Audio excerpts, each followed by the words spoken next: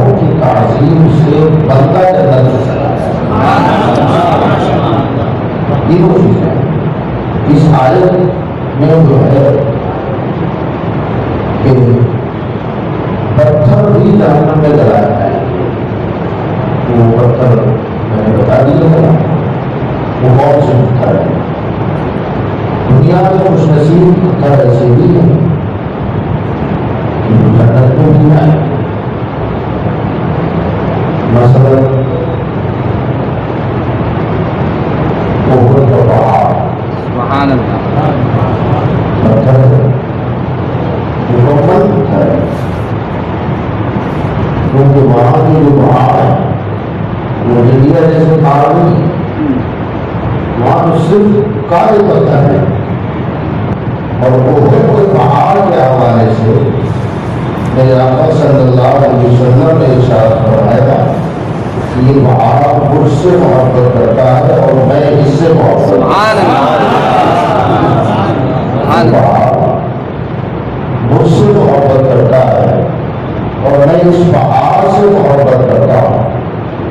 قیامت کے دن اللہ تعالیٰ اس پہاڑ کو جنت میں داخل فرمائے۔ سبحان اللہ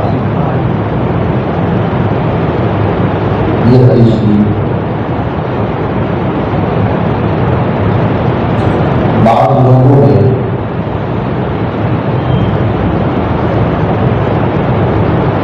عبادت کو ہی جنت کا ذریعہ سمجھ لیا ہے، اس لیے وہ نماز روزہ حج زکات کے علاوہ کچھ نہیں کرتے، مگر عبادتوں سے ہی جنت ملتی۔ تو سوال ہے کہ اس پہاڑ میں عبادت کون سیکھی ہے؟ جب کبھی اس نے نماز بھی پڑھی ہے، کبھی اس نے روزہ رکھا ہے، کیا وہ کبھی حج کو گیا ہے؟ قیام و قعود والی نماز اس نے کبھی نہیں پڑھی، کبھی روزہ نہیں رکھا، سرکار نے نام لے کے فرمایا کہ جنت میں جائے گا۔ تو سوال ہے کہ اس کے پاس آخر میں کون سا سرمایہ ہے جس کی وجہ سے یہ پتھر بھی جنت میں جائے گا؟ اس کا سیدھا جواب ہے وہ ہے نبی کی محبت، ہمارے آقا کی محبت ہے، وہ پتھر جنت میں جائے گا۔ جب پتھر نبی سے محبت کرے تو جنتی ہو جائے، تو ہم اور آپ کہیں گے سبحان اللہ جنتی ہو، وہ پہاڑ جنت میں جائے گا۔ اور میں نے ایک بات یہ بھی کہی کہ آج جو پتھر وہ ہے کہ جن کی تعظیم انسان کرے تو اللہ اسے بھی دنیا دیتا ہے۔ اللہ قرآن میں فرماتا ہے وَمَن يَعْظِمْ شَعَائِرَ اللَّهِ فَإِنَّهَا مِن تَقْوَى الْقُلُوبِ، جو اللہ کی نشانیوں کی تعظیم کرتے ہیں اللہ انہیں تقویٰ متقی ہونے کی سبب دے رہا ہے، سمجھ دے رہا ہے، یہ ان کے دلوں کا تقویٰ ہے۔ وَمَن يَعْظِمْ شَعَائِرَ اللَّهِ، اللہ کی نشانیوں کی، ابھی اللہ کی نشانیاں بہت اوسط آگے بیان کریں گے اس کو، بس بھی یہ تذکرہ ان الصفا والمروہ من شعائر اللہ، اللہ نے پہلے کیا فرمایا ہے وَمَن يَعْظِمْ شَعَائِرَ اللَّهِ فَإِنَّهَا مِن تَقْوَى الْقُلُوبِ، جو لوگ اللہ کی نشانیوں کی تعظیم کرتے ہیں یہ ان کے دلوں کا تقویٰ ہے۔ تو اللہ کی نشانیاں کیا ہے؟ تو یہاں نام لے کے فرمایا ان الصفا والمروہ من شعائر اللہ، یہ صفا مروہ کیا ہے؟ نشانی ہے، اور بنے کھائیں گے پتھر ہے، یہ پتھر ہے، اور فرمایا جو ان کی تعظیم کرے، اب وہ تعظیم کرے کیا وجہ ہے، اس کا ریزن کیا ہے، آپ اچھی طرح اس کو جانتے ہیں کہ نہ وہ خود حاجی صاحب ہے، آپ کے سامنے رہتا ہے، رکھا گیا ہے، مگر اسے جو عظمت اور فضیلت رفعت و بلندی ملی ہے کسی اللہ کے محبوب کے قدموں نے اسے ڈھونڈا ہے،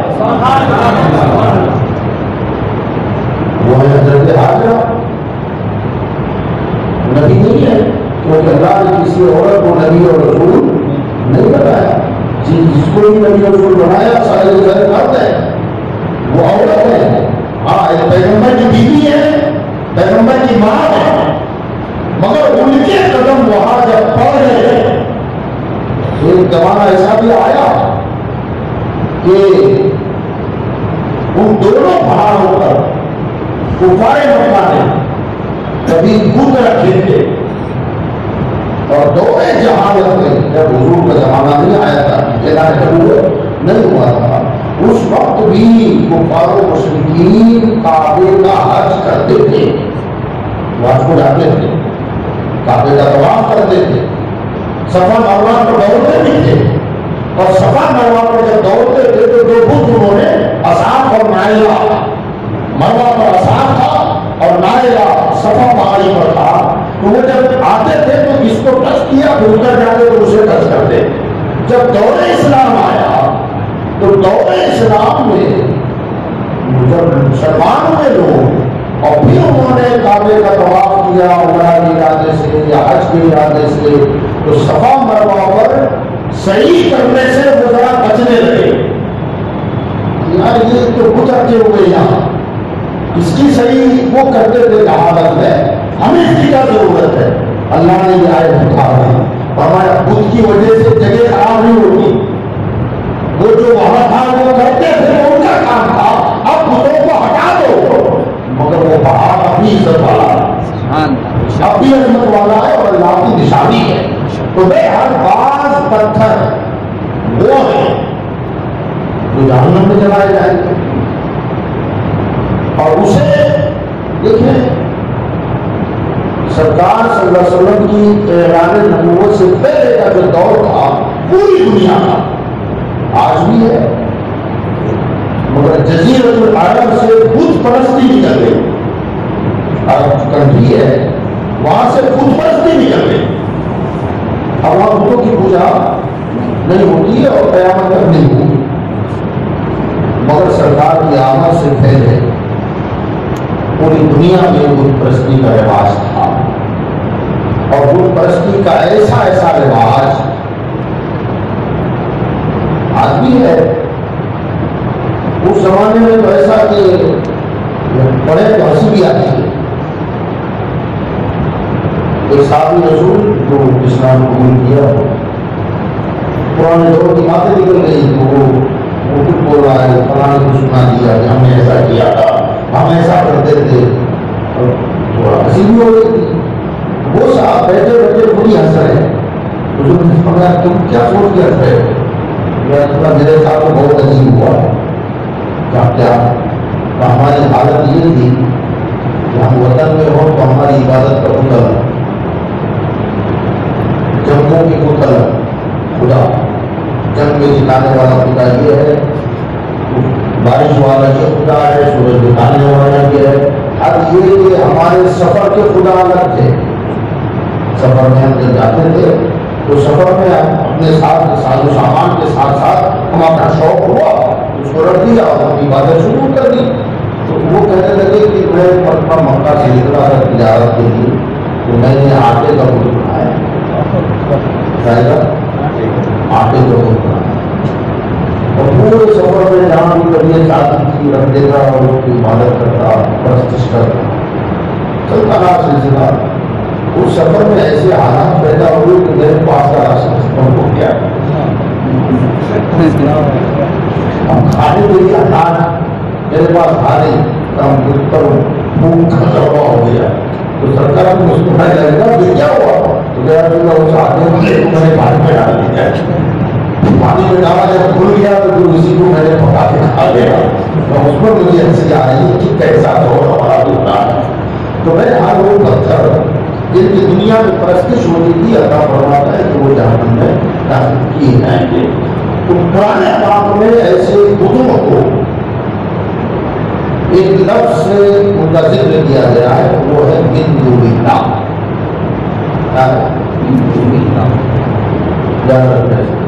بولے کیا ہے؟ من دون اللہ، من دون اللہ۔ اور ہم جن محفلوں میں آئے ہیں یہ کن کی محفل ہے؟ اولیاء اللہ، کن کی؟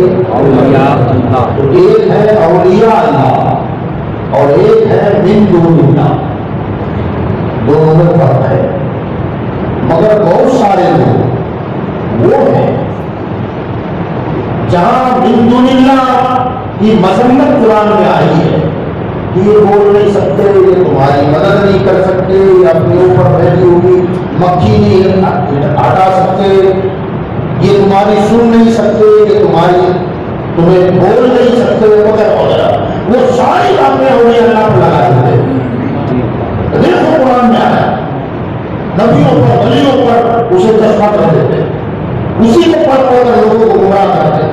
قرآن نے لکھا، کیا کر رہے ہیں آپ؟ یہ نہ بول سکتے ہیں، نہ سن سکتے ہیں، یہ تو دل رہا ہے، اور تم وہاں جانا کر معاذ اللہ مشرک ہو رہے ہو۔ بلکہ بات بدبخت کیا کرتے دیتے ہیں اللہ کی پناہ، میں نے خود اپنے کانوں سے خود ہی سنا ہے۔ سننے اور ان میں فرق کیا ہے؟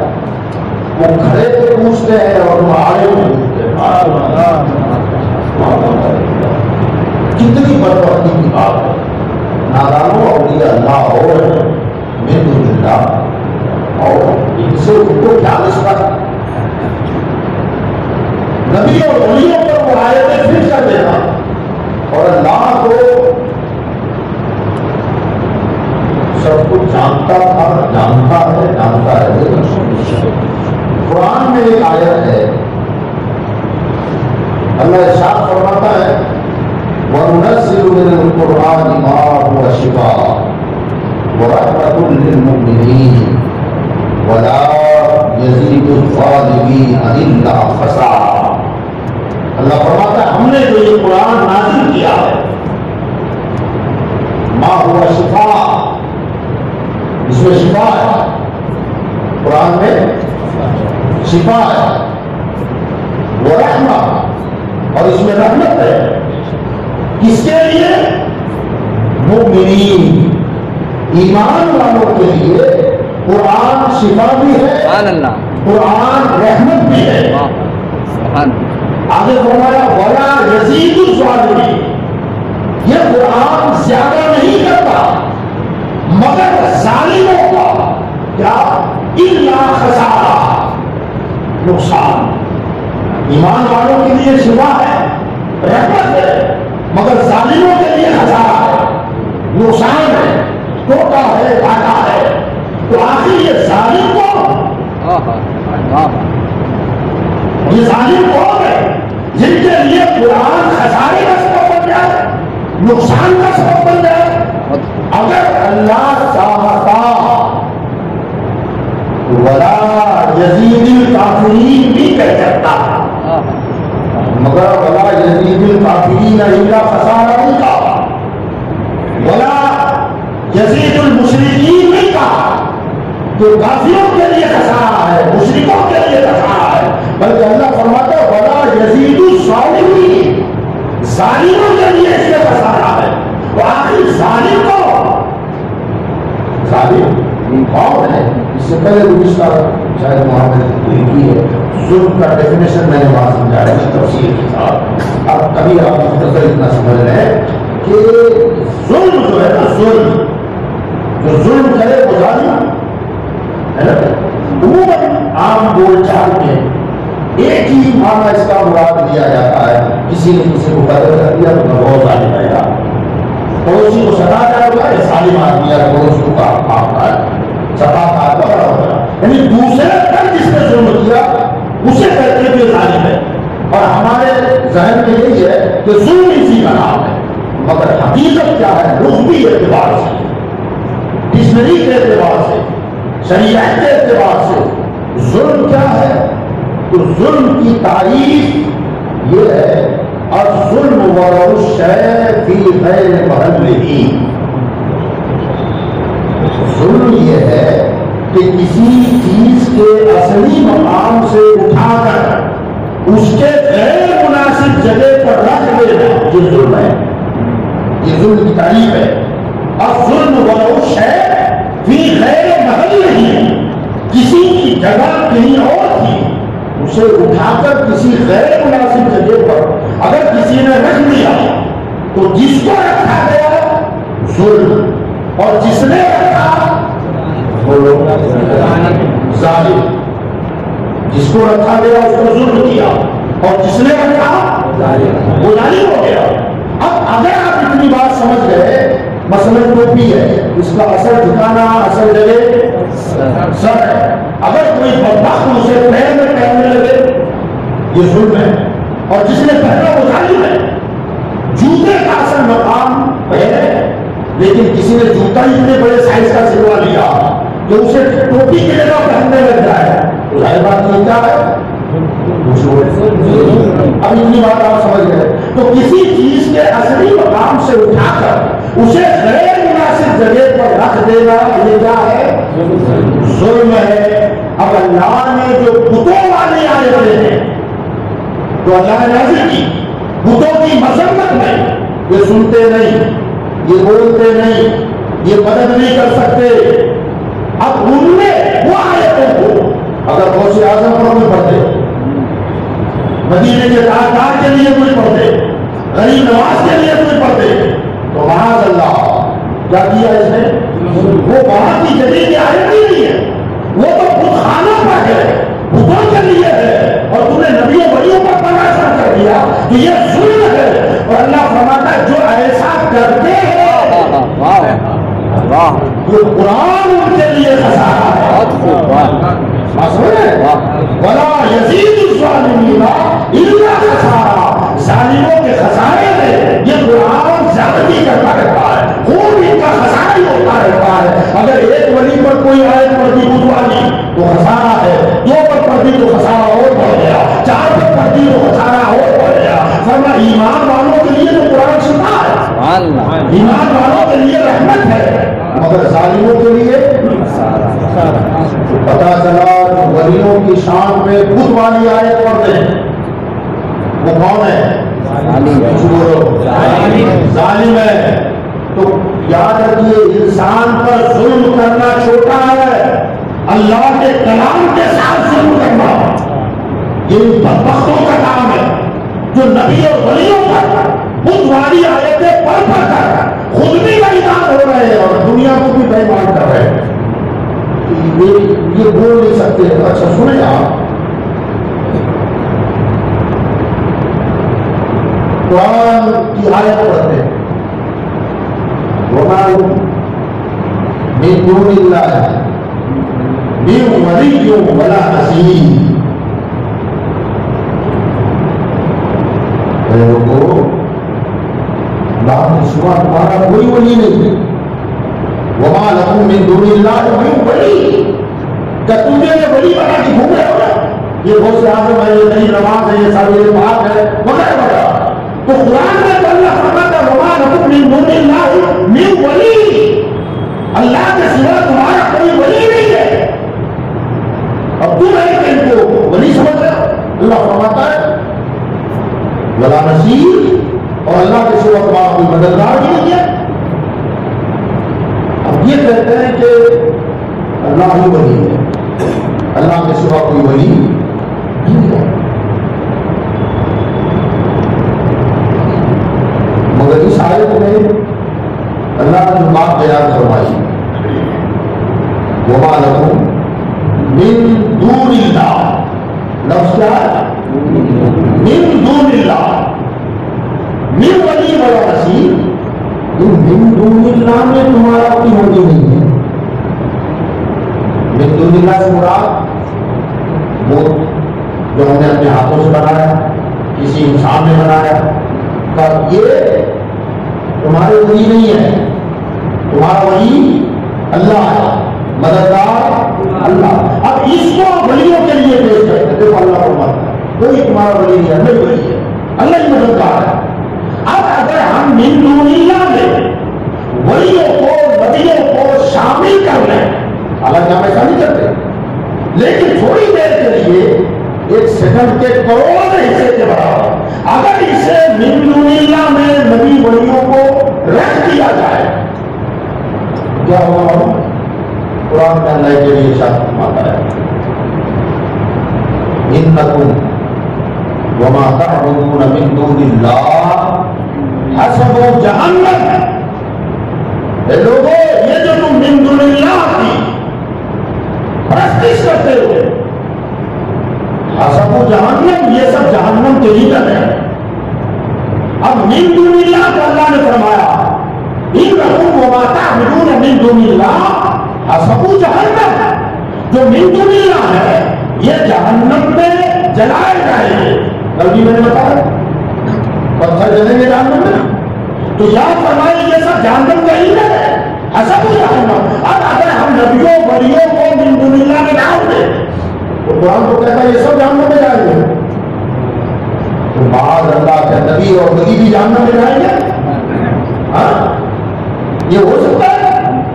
ارے وہ کیا جہنم میں جائیں، وہ تو اشارہ کرے تو جہنمی کو جنتی بنا دے، وہ اشارہ کر دے تو جہنمی کو جنتی بنا دے۔ امام احمد رضا فاضل بریلوی رحمۃ اللہ علیہ فرماتے ہیں میں کیا عیسیٰ کی حقیقت کتنی، مجھ سے 100 لاکھ کو کافی ہے اشارہ دے رہا۔ اگر آپ اشارہ کر دیں تو میرے جیسے 100 لاکھ بھی ہو تو آپ کا ایک اشارہ سے جنتی بنانے کے لیے کافی ہے۔ جب اشارے کا یہ کمال ہے اور جب بولے تب کیا ہوگا؟ ابھی بولا نہیں ہے، خالی اشارہ کیا تو فرمایا مجھ جیسے 100 لاکھ بھی ہو جائے تو تمہارا اشارہ ہی اس کے لیے کافی ہے۔ اور اگر حضور کہتے کہ یہ میرا ہے تو اشارہ کی جب یہ کمال ہے تو حضور کے کہنے میں کتنا کمال ہوگا۔ بہرحال یہ لوگ جہنم میں جانے والے نہیں ہیں، یہ تو جہنم سے نکالنے والے ہیں۔ اب یہ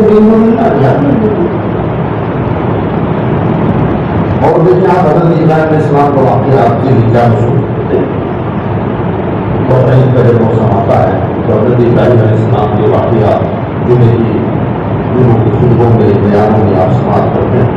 حضرت ابراہیم علیہ السلام کے زمانے میں اوپر آپ لوگوں کو بتاتے تھے وہ غلط ہے، عبادت کے لائق سے ایک اللہ ہے۔ عبادت کے لائق وہ نہیں ہو سکتا جس کو ہم نے بنایا، عبادت کے لائق تو وہ ہے جس نے ہمیں بنایا۔ اور یہ عجیب بات ہے کہ خود ہی اپنے ٹوک کے چیڑی سے مار مار کے اس کی پہلے حالت خراب کر دیتے اور بعد میں خود بندے بن کے رکنے لگ جاتے ہیں۔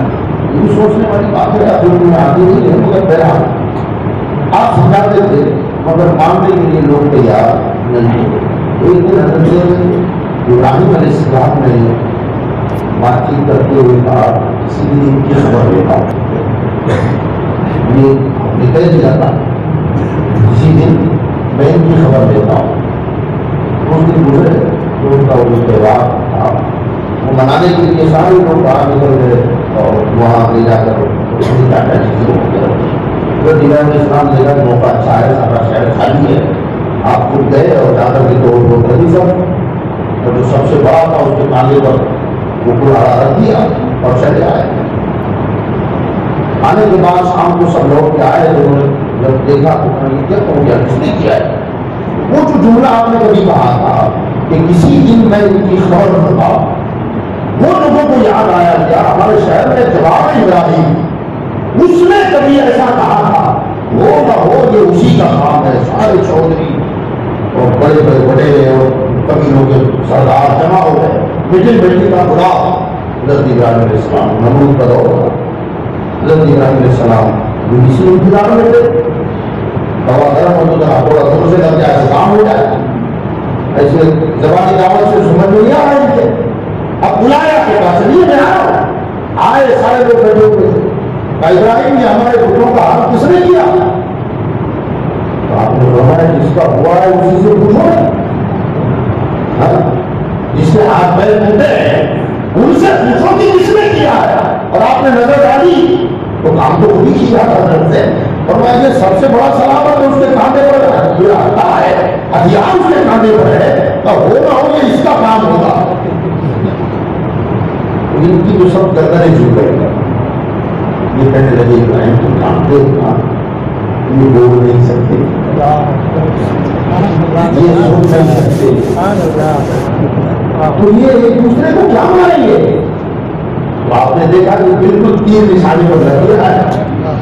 اب آپ نے ارشاد فرمایا جس جملے کو قرآن نے کوٹ کیا ہے، قرآن کہتا تم لکم ولیما تعبدون من دون اللہ، افسوس ہے تم پر کہ ایسے خدوں کی من دون اللہ ان کی عبادت کرتے ہو۔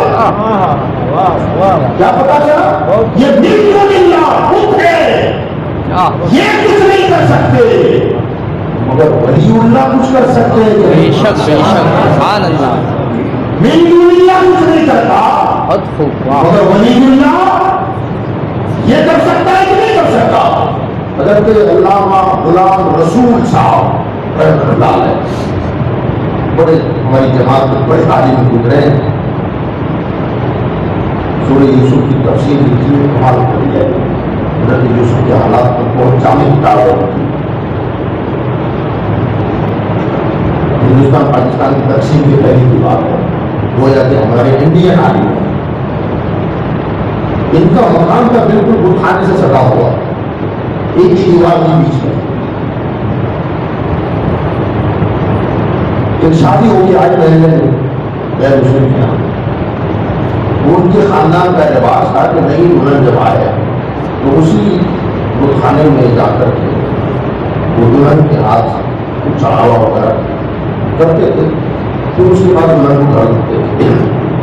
دلہن آئی, اس کے ہاتھ میں کچھ سامان تھا جو ضرورت پڑتی تھی وہ, اور لڈوؤں کی پلیٹ تھی اس کے پاس, اس کو اندر چھوڑ دیا. لوگ 12 دیوار بیٹھے کہ دلہن کلوز کر کے واپس آئے گی. اب اس میں یہ ہوتا تھا کہ ایک ہاتھ کو کچھ رکھ کر کے باقی وہ پلیٹ جو ہے واپس آتی تھی. یہ اندر گئی اور سیدھی سادھی کسی کے ہاتھ سے آئی تھی دلہن. وہ آئی اور اس نے دیکھا کہ لڑکوں سے بڑا ہوا ہے, وہ سارا کچھ کر لیا. اب وہ سمجھ گئی کہ شاید یہ سانپ کھائے گیا. تو سارا طبیعت کی لڑکی تھی, وہ کہنے لگی اس کو کھاؤ, اس کو کھاؤ. وہ کیا کھائے گا, وہ بجرو کا تو پڑا تھا. اب حضرت دیوار کے پیچھے آواز سن رہے ہیں, وہ کھاؤ کھاؤ کھاؤ یہ کہہ رہی ہے. ادھر سے حضرت نے فرمایا بھائی اتنا بول رہی ہے تو کھاتا کیوں نہیں ہے. حضرت نے یہ جملہ کہا تو خود نے لڈو کھانا شروع کر دیا. وہ لڈو سارے کھا گیا. جب سارے لڈو کھا گیا تو یہ خالی پلیٹ لے کے باہر نکلی. جیسی باہر نکلی تو بھارتی لوگ لڈو گئے. وہ اندر جو ہے وہ کھا گیا. ایسا کوئی ہوتا ہے کیا؟ تو کہاں کھایا اس نے. اب وہ ہزار باتیں, ایسا لگتا ہے کہ بھوکے بیٹھی بہو کیا ہے, پتا نہیں کب سے کھانا اس کو ملا نہیں تھا. اندر مندر میں جا کر کے وہ کھانے میں تنہائی دیکھی اور کھا گئی. تہذیب رشتے داری نہیں ہے ہزار باتیں کرنے لگے. اب اس نے جب یہ تانے کس نے سنے تو کہا یہ تانے اب شاید مجھے زندگی بھر سننے پڑیں گے. وہ کہنے لگی کہ نہ میں غلط نہیں بول رہی ہوں, میں کسی بھوکے گھر کی نہیں ہوں. میرا خاندان الحمدللہ خاندان کا خاندان ہے اور تمہیں بھروسہ نہیں آتا. لاؤ یا کچھ پلیٹ اب اور چلاتی ہوں. اب انہوں نے دیکھا کہ زندگی میں پہلی مرتبہ چمتکار ہو رہا ہے اور لڈو آیا. اب پہلے تو اکیلی دلہن جاتی تھی, اب سبھی مل گئے. دیکھے تو کیا ہوتا ہے. اب یہ جو وہاں پہنچی اور وہ پہلے والے جملے کہنے لگی کھا لو کھا لو کھا لو. اب یہی طرح سے کھانے میں رہ گئی, کبھی آج تک کھایا نہیں, اب کیا کھائے گا, اب کیا کھائے گا. ہم جو کہتے تھے یہ بات سچ ہے کہ تو بھوکے لڑکی ہے تو خود کھا گئی ہے. اب مگر اس کی عزت کی جب بن آئی نا تو پہلے ادھر سے آواز آئی ادھر بول گئی. تو کہنے والے تیری سنتا ہے میری نہیں سنا, میری سنتا ہے میری عزت کی لاج رکھو. ایک مرتبہ پھر سے کہہ دو. اب حضرت نے ادھر سے پھر کہا بولتی ہے تو کھا کر کیوں نہیں. اب لڈو سب کھانا شروع کر دیا. اب یہ سارے شوق ہے کہ آواز کس کی ہے. باہر نکلے تو مولانا کا گھر تھا. حضرت پوچھے کہ آپ کو وہاں عبادت کرے کہ آپ کی کرے. حضرت نے فرمایا نہ وہ عبادت کے قابل نہ میں عبادت کے قابل. میں جس کی عبادت کرتا ہوں اس کی تم بھی کرو تو یہ بھی تمہاری بات ہے. نعرے تکبیر, نعرے رسالت, شان غوث الورا, جشن غوث الورا. سبحان اللہ. من دون اللہ کچھ نہیں کرتا مگر ولی اللہ اگر وہ چاہے تو یہ بھی کرنے لگتے ہیں. وہ چاہے خواجہ معین الدین حسن سنجری جنیدی رضی اللہ عنہ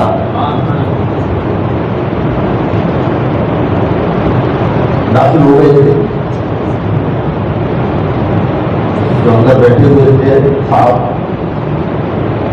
میں نے کب سے عمارت کر رہے ہو, پیڑیاں گزر گئی. ہمارے باپ دادا یہیں کے خدمت کرتے تھے, ہم بھی کر رہے ہیں. راضی ہو گئے تھے, امید ہے راضی ہو گئے. مجھے اتنے ماتھے ٹیکے بابا کچھ سکھاری ہے راضی رکھنا ہمارا کام ہے. سنے نہ سنے نماز تو وقت بھی ہو رہا ہے ہمارے. اتنی خواہش ہے ذرا لوٹا بھر کے آنا سامنے سے پانی لے کے آئے تو ذرا وضو کر لوں میں. کھڑا ہو گیا تو بابا جی ایسے کام نہیں ہوتے تو پانی نہیں دے سکتا ہے. تو کہا میں یہ کیسے جائے گا, آپ بولو تو میں لے کے آؤں. حضرت نے فرمایا تیرے ہاتھ سے نہیں, اس کے ہاتھ سے. تو کہا نہیں بابا یہ کام نہیں ہوگا. تو حضرت نے فرمایا تم اجازت دے تو میں مانوں گا. یہ کیسے ہو سکتا ہے؟ تو بول تو صحیح. تو کہتا میں بھی دیکھوں کپڑا یہ پانی. تو حضرت نے لوٹا دے دیا, کیا پانی لاؤ. اب جیسی بات وہ مجسمہ پتھر کا تھا, لوٹا لے کے چل رہا اور جا کر امنا ساگر سے پانی بھر کے لایا. اب جیسی وہ پانی لے کے آیا تو جو خدمت گزار تھا وہ حضرت خواجہ کے قدموں پہ گر گیا. حضور معاف کرنا, بھول ہو گئی, پوری زندگی برباد کر دی. اب صحیح راستہ ملا ہے, آپ کی پرستش کرے فرمانا میں عبادت کے لائق نہیں ہوں. عبادت کے لائق وہ ہے جس کی میں پرستش کرتا ہوں, میں اس کی عبادت کرتا ہوں. وہ کہتے ہیں حضرت یہ جو پورا علاقہ ہے یہ جگہ, یہ ساری جگہ میرے باپ داداؤں کی ہے اور میرے وراثت میں, اب مالک ہے اس کے. تو حضرت وضو فرمایا اور نماز نہیں پڑھے. کونے میں جا کر حضرت نے نماز ادا کی اور فرما وہ کہنے لگا کہ اب مجھے بھی کلمہ پڑھا دیا. حضرت نے کلمہ پڑھایا, مسلمان ہو گیا. کہنے لگا کہ اب تک ادھر وقت تھی, اب جہاں آپ کا ماتھا لگ گیا ہے تو اب یہ کچھ نہیں رہے گا, یہ اللہ کا گھر ہو جائے گا. اسے ہم مسجد بنا دیتے ہیں. تو وہ پورا کا پورا تین مسلمان ہو گیا. تو من دون اللہ کچھ نہیں کرتا, مگر اولیاء اللہ اگر چاہے تو وہ خود تو کرتے ہی ہے, اور اگر چاہے تو پھر ان سے بھی کروا لیتے ہیں. حضرت سلسلہ نقشبندیہ کے بزرگ ہیں, انگریزوں کا دور تھا انڈیا میں. تو غالباً لاہور کی اسٹیشن پر, ریلوے اسٹیشن نیا نیا شروع ہوا ریلوے دور, اسٹیشن پر وہ بیٹھے ہوئے تھے اور ہاتھ میں تصویر تھی. تو ایک آفیسر انگریز تھا, وہاں سے گزرا تو امام روپا وغیرہ رکھا تھا, ہاتھ تصویر تھی اور پڑھ رہے ہیں. ٹرین کا انتظار شاید کر کے وہ آیا اور آ کر کے اس نے رکا اور غور سے دیکھنے لگا. اور آپ بولی ہوتا ہی وہ جسے دیکھو تو خدا جا رہا ہے. غور سے دیکھنے لگا ہے اپنے آنکھ بند کیے ہوئے تصویر گھما رہے ہیں. تو وہ ٹھہرا انگریز, وہ کہنے لگا بابا جی, حضرت نے آپ کو لکھا کیا ہے تو یہ چاہیے. اس کے کمر میں ریوالور تھی. تو حضرت نے فرمایا وہ کیا ہے, تو اس نے بندوق نکالی, بھائی میرا ہتھیار ہے. تو حضرت نے فرمایا یہ بھی میرا ہتھیار ہے. وہ کہنے لگا بابا جی یہ کیا کام آتا ہے. تو حضرت نے فرمایا وہ کیا ہوتا ہے. اب وہ اسٹیشن پر تھا, کوئی پیڑ تھا, اس پر کچھ پرندے بیٹھے ہوئے, اس نے وہ نشانہ لگایا اور کوبا مار دیا. اور کار سے گولی چلی اور کوبا تھا گر گیا نیچے. کہ یہ کام آتا ہے یہ. تو اچھا, حضرت بھی اٹھ گئے. وہ مرے ہوئے قوم پر تصویر گھمانے کا وہ پرندہ مجھے بھاگ گیا, یہ کام نہیں آتا ہے. عجیب ہتھیار ہے, پہلے تو تصویریں دیا, تصویریں کیا ہے, یہ تو دانے ہیں, موٹی ہے. تو کرنا اس کا کمال نہیں, وہ تو میں نے بتا دیا, یہ تو میرے رب کی قدرت ہے, یہ تو میرے رب کی قدرت ہے. مگر جب زبان ہلتی ہے تو وہ بھی سن لیتا ہے. بابا جی مسلمان بنا کلمہ پڑھا, حضرت نے اسے کلمہ پڑھایا, مسلمان. تو بالمنہ کچھ نہیں کرتا, وہ تو جہنم کا ایندھن ہے. انکم ما تعبدون من دون اللہ یحسبون جہنم, یہ تو من دون اللہ, یہ سب کے سب جہنم میں ایندھن ہے. مگر جو اولیاء اللہ تعالیٰ انہیں پاور, اختیار, تصور, قوت عطا فرماتا ہے. اور جب تک یہ لوگ زندہ رہتے ہیں, زندہ, حالانکہ ہمارا عقیدہ ہے کہ وہ ابھی زندہ ہے, اولیاء اللہ زندہ ہے, مگر جب تک ظاہری طور پر زندہ ہوتے ہیں, زمین پر چلتے پھرتے ہوتے ہیں, تب تک ان کی طاقتیں کم ہوتی ہیں. اور جب انتقال ہوتا ہے, مزار میں جاتے ہیں, تو حضرت سیدنا شاہ عبد الحق اور کی تیروی فرماتے ہیں. تو ان کی طاقتیں کئی گنا بڑھ جاتی ہیں، ان کی طاقتیں کئی گنا بڑھ جاتی ہیں۔ اور اس کی وجہ کیا؟ ورنہ اس کی وجہ یہ ہے کہ انہوں نے جو اپنی روح پر محنت کی اور روح ترقی کر کے روحانیت اختیار کر لیتی ہے، تو پھر چونکہ وہ روح ان کے بدن کے پنجرے میں رہتی ہے، اس لیے وہ اتنا ہی کرتے ہیں جتنی یہ اجازت دیتے ہیں، مگر جب وصال ہوتا ہے تو یہ پنجرے سے وہ آزاد ہو جاتی ہے، اور جب وہ آزاد ہوتی ہے تو پھر اس کی طاقتوں کا کوئی اندازہ نہیں لگا سکتا، اس کی قوتوں کا کوئی اندازہ نہیں لگا سکتا۔ تو اب ذرا سوچو کہ جو بقیت حیات جسم کے ساتھ ہوتے ہیں تب طاقتیں محدود ہوتی ہیں، اور جب روح باہر نکلے تب اس کی طاقتیں اور جوالا ہو جاتی ہے۔ تو جب جسم کے ساتھ تھے تب ڈوبی کشتیوں کو تبا رہے تھے، جب ڈگمگاتی کشتیوں کو کنارے لگا رہے تھے، اب تو غوث اعظم اپنے بازار میں ہیں، اب ان کی طاقتوں کا عالم کیا ہوگا، قوتوں کا عالم کیا ہوگا۔ تو یاد رکھیں یہ اولیاء کاملین جو ہوتے ہیں کہ اللہ تبارک و تعالیٰ کی طرف سے، وہ یوں سمجھیں آپ کہ یہ اللہ کی صفتوں کے مظہر ہو جاتے ہیں۔ کیا ہوتے ہیں؟ اللہ کی صفتوں کے مظہر ہو جاتے ہیں۔ مظہر کا مطلب ہے یہ اس میں مفعول کا صیغہ ہے، مظہر، یعنی مطلب یہ ہوا کہ اللہ کی صفت جہاں سے ظاہر ہو، طاقت تو اسی میں ہوتی ہے مگر ظاہر یہاں سے ہوتی ہے۔ مثلا ہم ابھی مسجد میں بیٹھے ہوتے ہیں، یہ لائٹیں جل رہی ہیں، یہ اس کا کمال ہے کہ لائٹ کا پورا کمال یہاں کا نہیں ہے، بلکہ زیادہ تر طاقت پاور ہاؤس سے آ رہی ہے، وہ نظر نہیں آتی، مگر چمکتا یہاں ہے تو نظر آ رہا ہے۔ وہ اگر یہ بجھ جائے تو آپ کہیں گے کہ پاور چلا گیا۔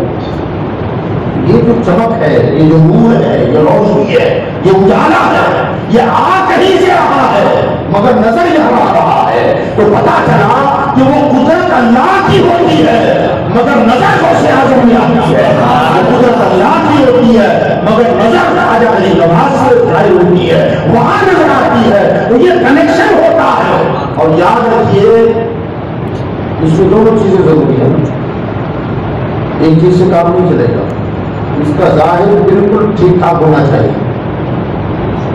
اور باطن جو اندر سے باہر نہیں ہے اس کا کنیکشن بھی برابر ہو۔ جب تک یہ دونوں چیزیں ٹھیک ٹھاک نہیں ہوگی تب تک یہاں سے روشنی نہیں چمکے گی۔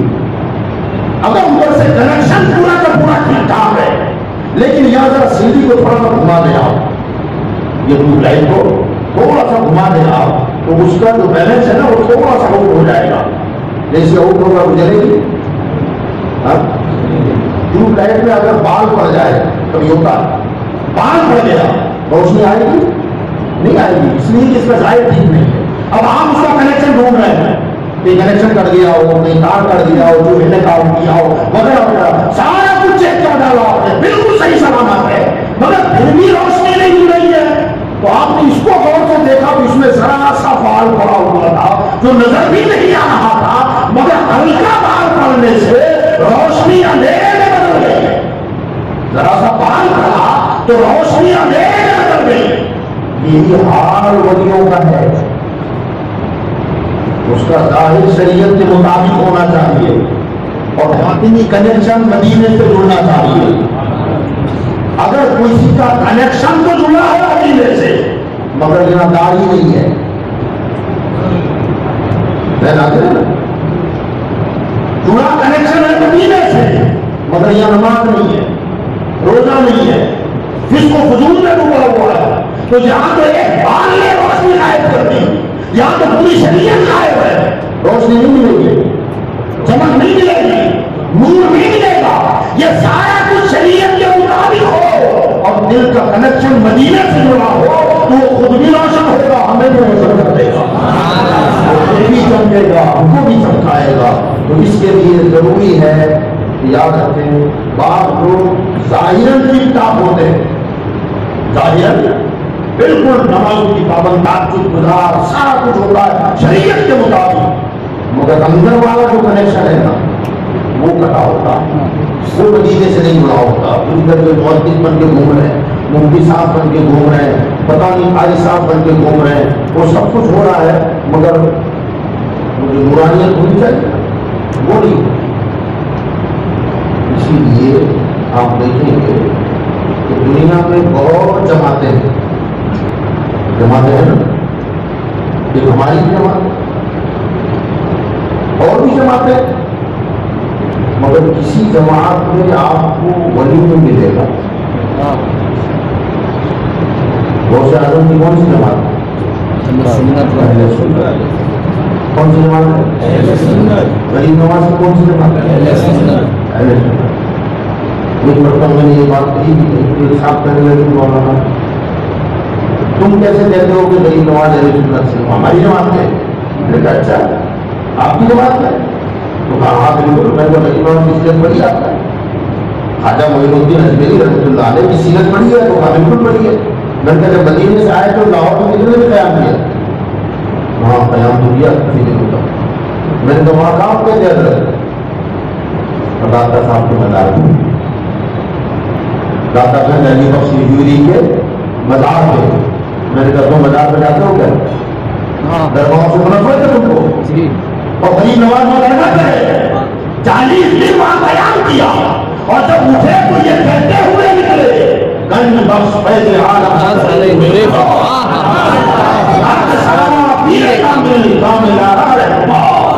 گنج بخش خزانے لٹانے والے صاحب مزار ہے. کیا بولتے نکل رہے بنا یہ مزار والے وہ ہے گنج بخش خزانے بانٹنے والے فیض عالم سارے عالم کو فیض دینے والے.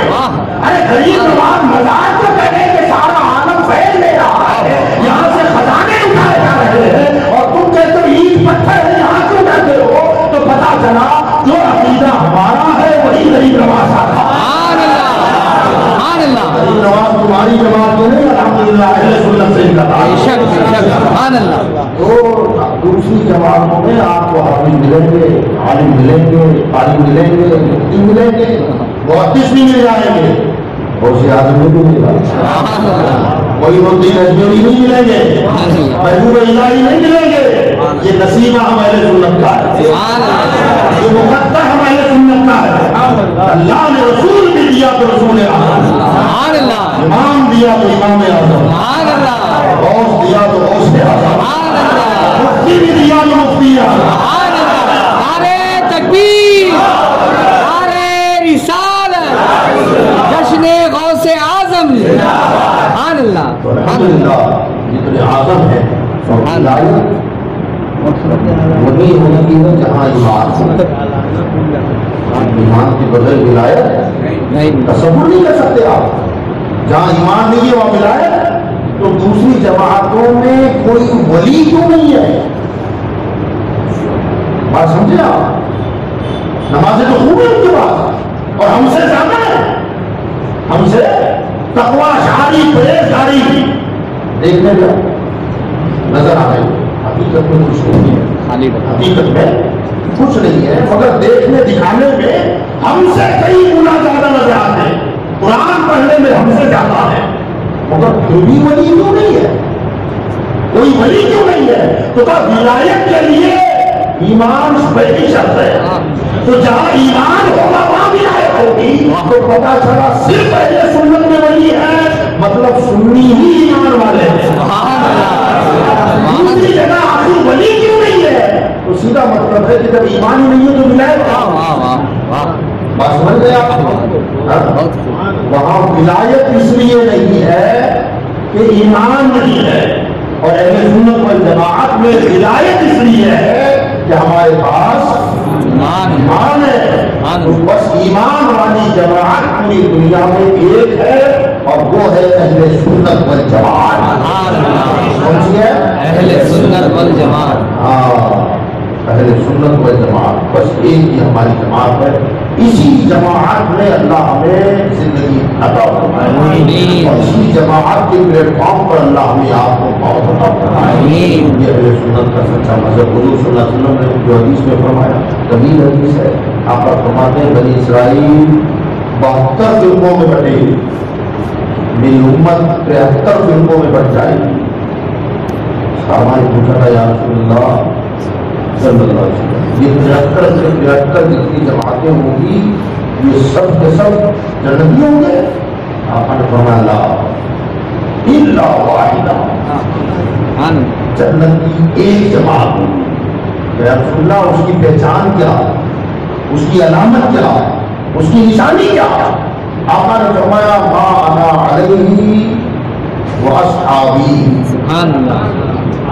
جو میرے اور میرے صحابہ کے طریقے پر ہوگا وہ جماعت جنتی ہے. جو میرے اور میرے صحابہ کے طریقے پر ہوگا وہ جنتی ہے. اب یہ پروگرام آتے ہیں وہ بھی ہمیں ہے. صحابہ کا طریقہ ہمارے پاس ہے, حضور کا طریقہ بھی ہمارے پاس ہے. تو میں نے کہا حضور نے یہ دو چیزوں کا ذکر الگ الگ کیوں کیا؟ نماز تو حضور بھی پڑھتے تھے, صحابہ بھی پڑھتے تھے, روزے حضور بھی رکھتے تھے, صحابہ بھی رکھتے تھے, قرآن حضور بھی پڑھتے تھے, صحابہ بھی پڑھتے تھے. اب حضور خالی اتنا کہتے تھے جو میرے طریقے پر ہے وہ جنتی, مگر خالی اتنا نہیں کہا فرمایا انا علیہ واصحابی, جو میرے طریقے پر بھی ہو اور میرے صحابہ کے طریقے پر بھی ہو وہ جنتی. اب تم کہو کہ نماز وہ دونوں کا طریقہ ہے, اس کا مطلب جو دو کا ذکر کیا, ایک اپنا ایک اپنے صحابہ کا, اتنا اس کا مطلب یہ ہوا کچھ تو وہ کام ہے جو نبی نہیں کرتے صحابہ کرتے, کچھ تو ایسا ہے. اسی لیے تو دو کا ذکر الگ الگ کیا, ورنہ خالی حضور کے طریقے میں کیا کمی تھی؟ خالی اتنا کہتے تھے کہ جو میرے طریقے پر وہ جنتی, مگر نہ حضور نے ایسا نہیں کہا, بلکہ فرمایا جو میرے اور میرے صحابہ کے طریقے پر. یا رسول اللہ آپ کا طریقہ کیا ہے؟ نماز پڑھنا میرا طریقہ ہے, روزہ رکھنا, حج کرنا, زکات دینا, خیر خیرات کرنا, زکات حضور پر فرض نہیں تھی, حج کرنا, جہاد کرنا, قرآن کی تلاوت کرنا, یہ سب میرا طریقہ ہے. یا رسول اللہ صحابہ بھی تو نہیں کرتے تھے. ہاں وہ تو میرا ہی طریقہ ہے نا. صحابہ کا طریقہ کیا ہے؟ صحابہ کا طریقہ یہ ہے کہ جب ان پر مصیبت آئے تو ان سے پکارتے ہیں, جب پریشانی آئے وہ مجھے پکارتے ہیں, مجھے ساری دنیا میں مثال مانتے ہیں, یہ ان کا طریقہ ہے. مجھے نور مانتے ہیں, یہ ان کا طریقہ ہے. مجھے اللہ کی طرف سے بااختیار مانتے ہیں, یہ ان کا طریقہ ہے. مجھے تصرف والا مانتے ہیں, یہ ان کا طریقہ ہے. مجھے عالم غیب مانتے ہیں, مجھے شرور اللہ سمجھتے ہیں, یہ ان کا طریقہ ہے. جب بھی مشکل آئے یا رسول اللہ کہتے ہیں, یا حبیب اللہ کہتے ہیں, یہ ان کا طریقہ ہے. نماز پڑھنا میرا طریقہ ہے, اور یا رسول اللہ کہنا فرمایا جو میرے اور میرے صحابہ کے طریقے. الحمدللہ آج بھی ہم یا رسول اللہ خالی یا رسول اللہ سن کے بخار آتا ہے, آتا ہے کہ نہیں آتا ہے؟ چہرے بگڑ جاتے ہیں, وہ کیا کر دیا, یہ تو شرک ہو گیا. میں نے کبھی کیسے شرک ہو گیا؟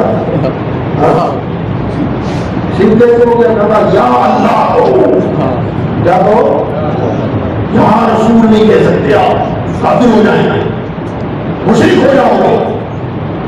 میں نے کہا کیا بول رہا ہے, خالی یا رسول کہنے سے آدمی کافر ہو گئے؟ یا اللہ کہہ سکتے ہیں آپ, کیونکہ دور و نزدیک کا سننے والا اللہ ہے, رسول نہیں ہے. میں نے کہا پہلے مجھے ثابت کر کے دور کا اور نزدیک کا. اللہ دور کی سنتا ہے تو یہ بتا دے کہ اللہ دور ہے, یہ کہنا ہی دور ہے. اللہ دور ہے نا, تو دور اور نزدیک کی سننا کیا مطلب؟ جہاں سے پکارو وہ نزدیک ہی ہے, جہاں سے بھی پکارو وہ نزدیک ہے.